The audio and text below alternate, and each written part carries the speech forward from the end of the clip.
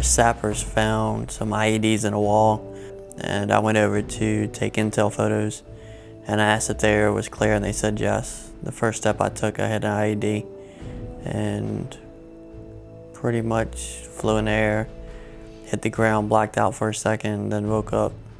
Well, while I was laying there, I thought how easy it would be to just go ahead and go to sleep. And then I thought about my wife and kids and figured I needed to get my butt up. I think from the time I got hit, it was about 60 minutes before I was on the chopper. And I woke up 10 days later in Walter Reed. I had spoke to Anthony the night before, and he had told me they were going out on patrol. And like usual, he would usually call me when they got back briefly, let us know we're back.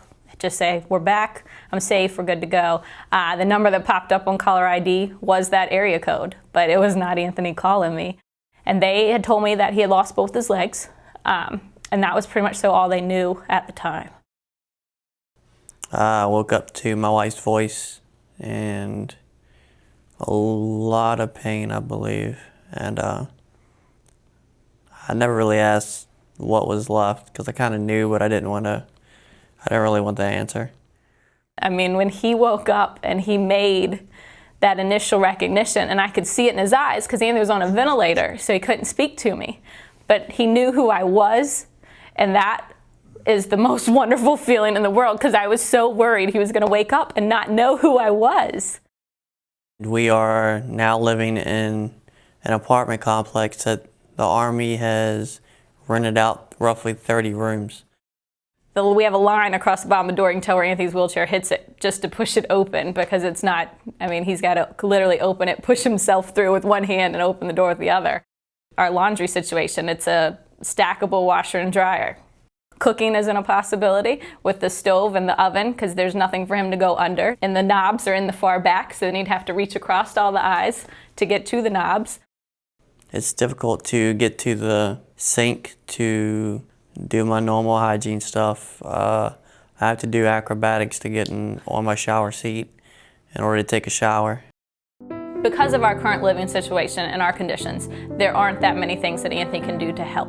Now he can start cooking again. He can help me with the dishes because things will be in a place where he can reach and he can get to, and I don't have to worry about him burning himself or falling over trying to get into the sink to do dishes. The cabinets have a pull-down shelf.